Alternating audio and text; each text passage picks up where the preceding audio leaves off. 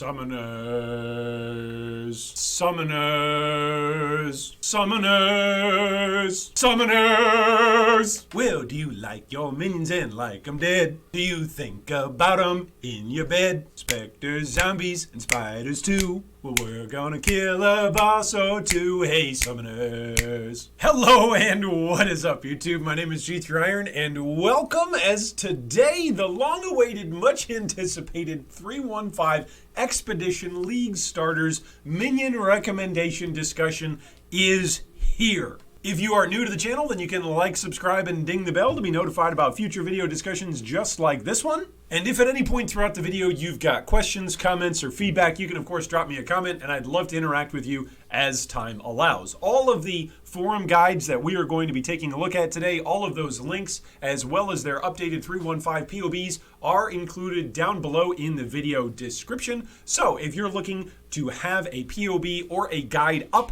to help you level and experience 3.15 in a clear, crisp, cool league start, then we've got all of your utility tools for you right here.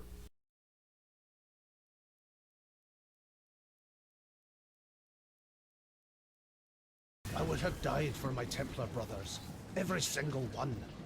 Let's start today's discussion by showcasing Chromino's Herald of Agony Guardian. Now, this is actually a build, if you've watched any of our how to look for League Starter builds in the past, this is usually a build that I would not recommend, all right? Its name on the forums, it appears to be one of those like catchy, clickbaity, like, hey, look at how much stats I've got sort of here, like a POB Warriors sort of flex in the title. That's what it appears to be, but really, underneath the layer of the showy title, we've got a very solid both POB and a very solid guide to how to grow your League Starter from being a character that starts out as a long-necked bald man on the beach who doesn't even know who Hillock is until you can take down Awakener level 9 Cirrus. I usually don't like recommending stuff that's got like POB massive numbers in it as League Starters or to new players. So just disregard all of the big time stats and really focus on the bread and butter of this particular build. And the bread and butter of this particular build is showing you how to level and how to progress your character all through the acts and all through maps, and how to see your DPS and your defenses pay off so that way you don't die, you don't lose XP, and you take down the content that you want to take on inside 3.15 Expedition League. Now, some of you who are veterans are going to say, well, wait, Iron, Herald of Agony Crawler, it's not exactly the best or the most fun leveling experience, right? In terms of the zoom, it's kind of more of a, yeah, and you're right. It is not a sprinting build. It's much more of a jogging build, and that's all right. What you lose in speed, you gain in safety with this particular Herald of Agony Guardian setup. There are several different tricks that are helpful that Chromino shows you as a player who may never have played Herald of Agony before, how you can make sure that you're keeping your virulent stacks up high, keeping your Agony Crawler uptime and above ground dealing damage much higher than what you might otherwise, where you've got those awkward moments as you're leveling and the Herald of Agony Crawler goes under the ground and you just go, well, there goes all my DPS, right? No, this particular build walks you through how to keep uptime on your crawler even while you're leveling as soon as you're able to equip the crawler and continue progressing through the 10x story campaign. Don't freak out about the gear and the endgame gear that Chromino shows off. Again, there's lots of different endgame options, and Chromino shows you a couple of different ways to gear your character as you progress on low-end budgets, and then eventually going up from there, from League Start to eventually being able to spend all sorts of currency. This is the sort of build that if you just want to play one build and really sink your teeth in and min-max the hell out of a build, this is a great build to do that. I fought, wept, and bled for God and the Order. Well, we just talked about a Herald of Agony Crawler that's not necessarily the fastest experience while you're leveling. We're going to talk about Quodlike's Dominating Blow #1 Dominating Blow Guardian. And this particular build and playstyle of Dominating Blow is absolutely mind-blowing. I don't think there's any other way to say it.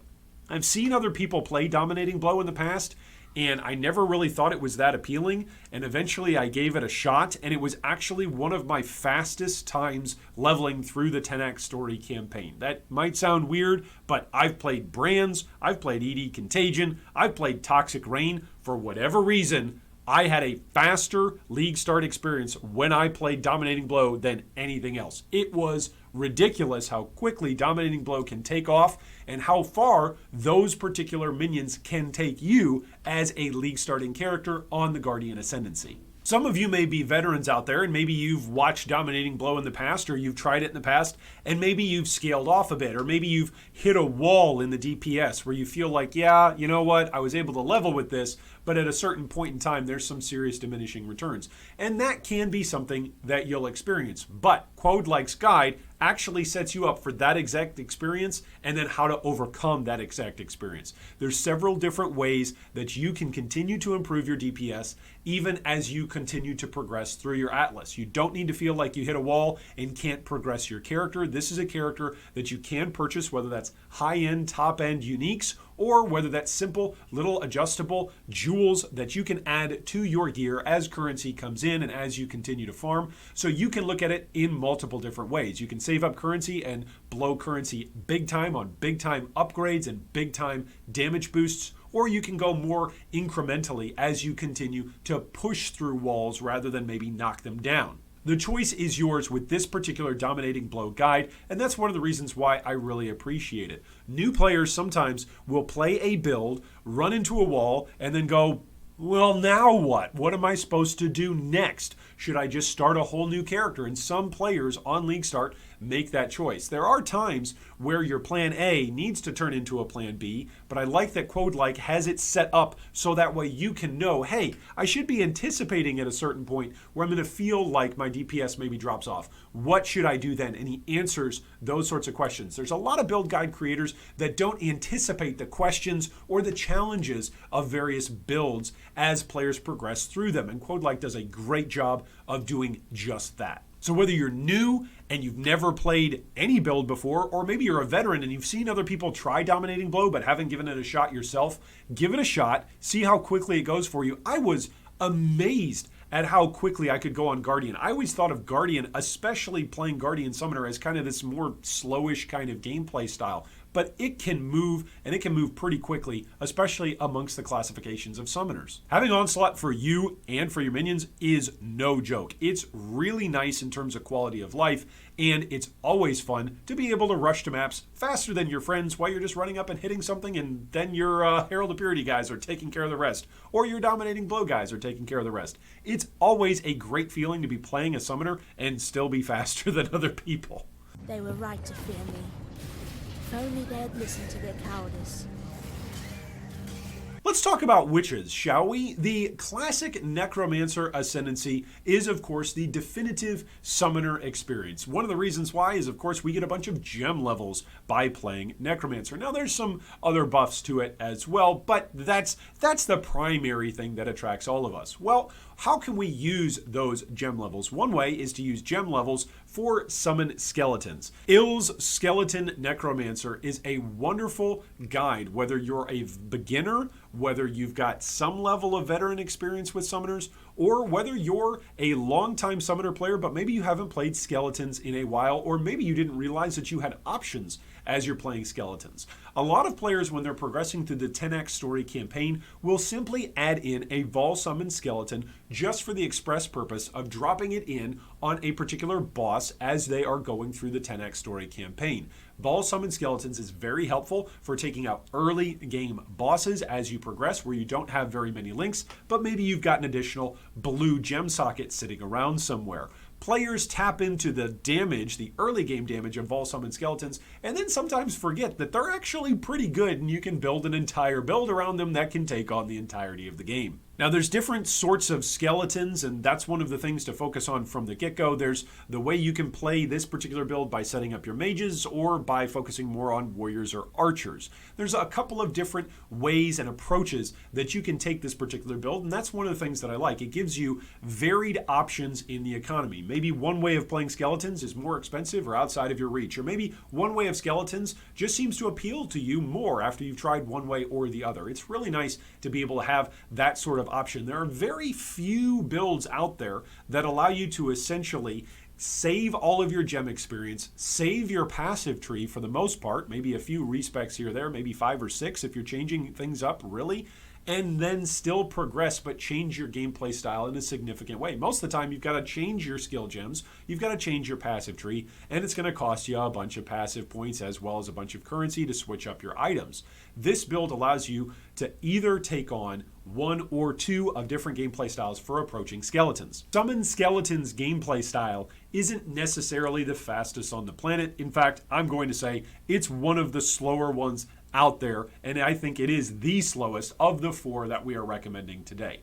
But with experience and with time, you can pick up speed. Oftentimes players, when they're playing a summon skeleton build early on, make the mistake of summoning too many skeletons for gathering the XP or the flash charges for killing packs as they move forward, either through the 10x story campaign or as they map. As you play the build, you will develop a sense for how many packs of skeletons you need to summon to take out a pack of normal monsters, magic monsters, or rare monsters, or even bosses. You will begin to develop a sense for how slow you need to be or how fast you can go, leaving your skeletons behind to kill and clean up behind you. This is a very well-written guide. This is not a concise guide. This is an in-depth guide with lots of different well-organized segments and partitions for you to be able to read through and ask questions of as you experience the game inside Rayclass during 3.15. If you've got questions about leveling, then you're going to want to jump straight to section 7 and take a look at how it is that you're going to get off the ground early. This is one of the most straightforward build styles that you could play. Grab a summon skeleton gem, and away you go. You drop skeletons, you watch them do damage, and now you're free to stay mobile with all of these various monsters that are going to be doing as much damage as possible to the skeletons rather than to you. If they aggro you, don't worry. The skeletons are dealing damage while you can stay mobile. Summon Skeletons is both very safe in its playstyle, and it allows for you to have a strong amount of DPS while you're league starting and while you don't have a top-end budget. As your budget grows, there's plenty of uniques and plenty of various jewels that you can dump your currency into in order to scale up this particular build. The elements are my allies, the dead are my servants, and fear will be my closest friend. Deadandlivin's cold-based summoner gives you an entire army of minions to mess around with in all of the various expeditions and treasure hunts that you go on in POE 3.15.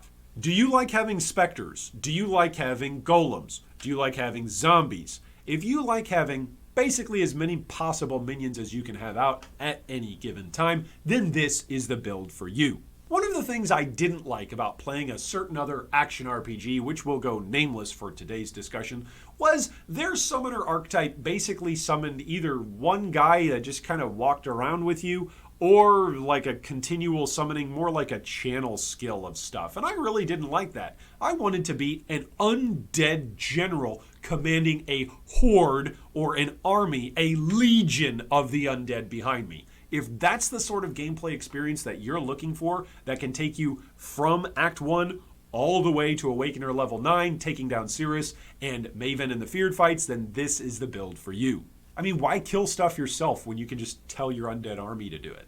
Now, I can already hear some of you are saying, how could you possibly do this, Iron, without spending all sorts of currency and saying that this is really an endgame build rather than a league starter? Well, I don't need to tell you. You can go and read Deadandlivin's broke down section of each and every budget consideration as you expand and as you progress through Rayclass. Whether you're on a low budget, a medium budget, or a high-end budget, you've got several different options, and there's multiple paragraphs written for you for the budget that you've got based on the resources that you can allocate into this particular build. So we're all league starting, which means we all really don't have many resources except time and the knowledge that we've got available to us. While some builds focus more on flashy big POB numbers, this build focuses on the nitty-gritty of getting you to where you want to go in each league as you are walking around with your horde of undead. You can use your specters as utility options or as damage options. You can really rely on your golems,